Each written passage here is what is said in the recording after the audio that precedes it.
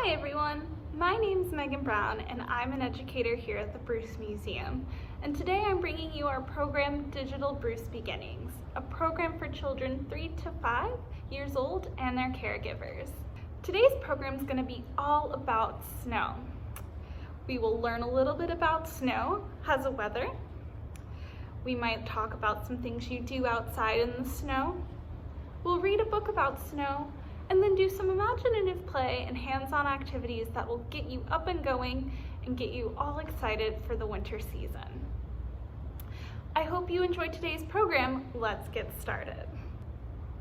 In our last Digital Bruce Beginnings, we talked all about the winter season and how it changes and how it gets a little bit colder and how you may have to wear a jacket, and some things change. And in particular, one thing that changes is the weather. And one thing you may see during the winter is snow. However, there are so many different types of snow.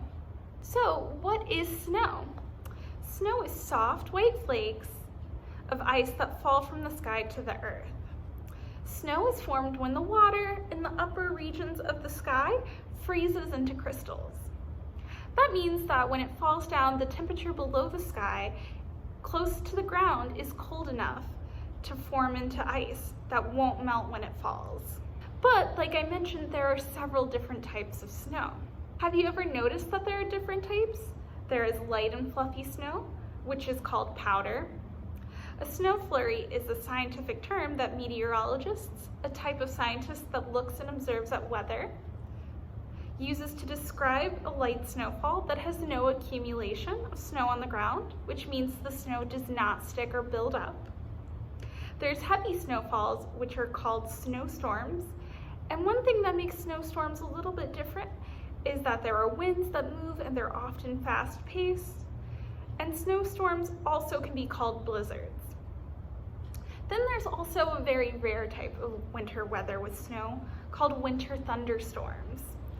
And they're also called thunder snows, and it is a term used to define a thunderstorm that happens in the winter that also has snow. And there's also strong wind and lightning and other features that would happen that might look like a thunderstorm, but in the winter. What are some of the things you do before and after you know that snow is coming? What do you prepare? What do you do differently when it snows versus rain?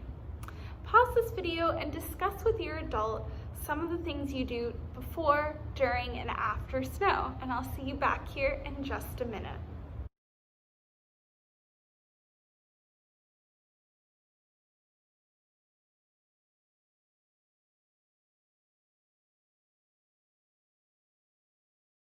Now that we've had some time to learn a little bit about snow and discuss what we do in the snow, I thought it would be nice to read a book all about snow and what animals do in the snow. Today we're reading Snow by Manya Stojic.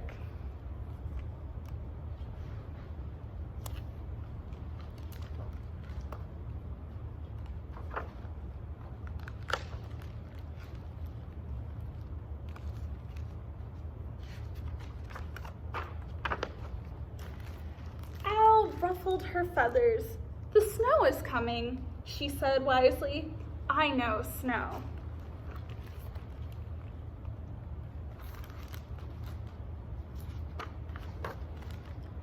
The geese were gathering. "Snow?" they said. With a shiver, "Our lake will freeze."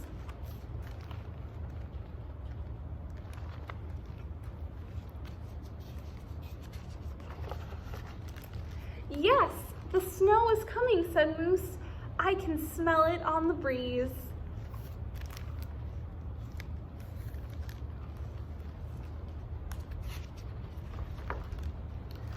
"Ah, snow," Bear yawned. "Time for me to be sleeping." Have you guys seen anything that you do before snow just like the animals? Here snuggled her bunnies. "Winter brings snow, my honeys, and our white coats."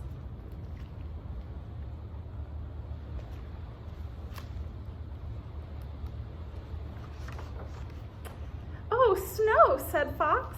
"Those clouds clouds are full of snow.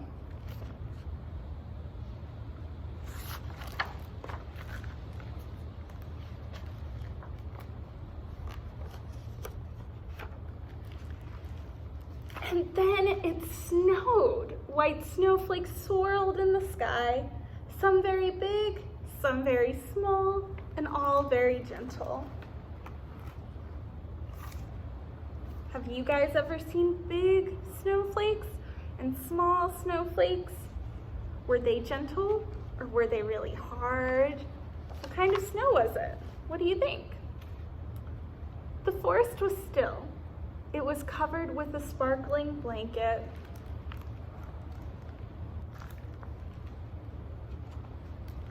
My fur looks like fire, bristled Fox, against this white snow. Remember the bunnies from earlier? What color are they now? We are as white as can be, giggled the bunnies, white as snow.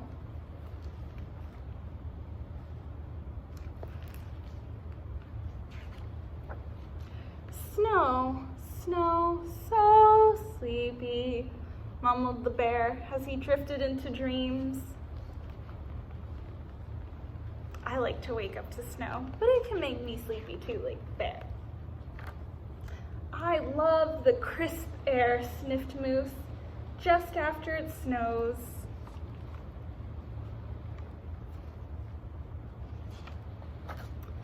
South we'll fly, south, honked the geese.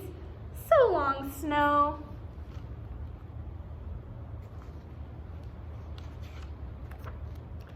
The snow will stay, said Owl, but one spring day it will drip, drop, melt away.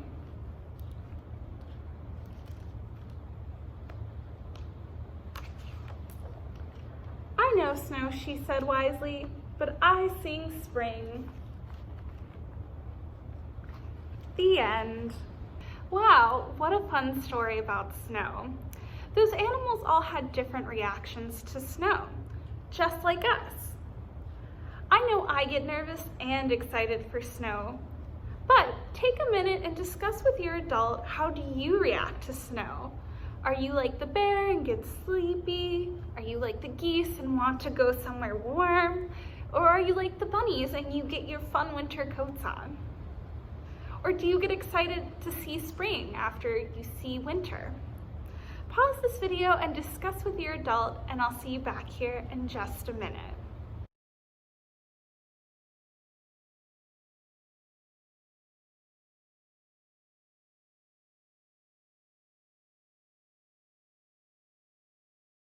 Now that we've learned about snow and read a book about it, I thought it would be really fun to get our minds going and our legs stretched and do some imaginative play activities that will help us think a little bit more about snow.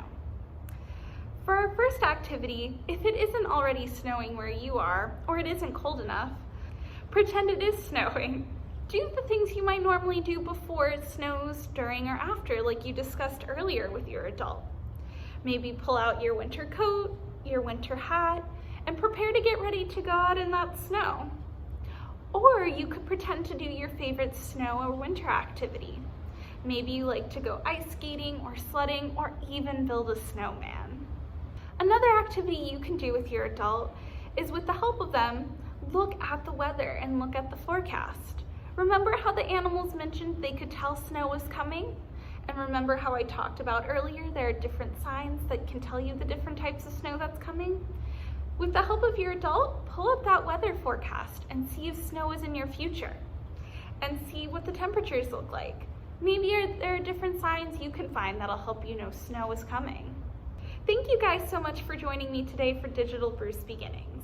If you would like to share this video or anything you've made from watching these videos, please make sure to share that on social media with the permission of your adult and using the hashtag BruceMuseum. For more digital content from the Bruce Museum, please visit www.brucemuseum.org. Bye, friends.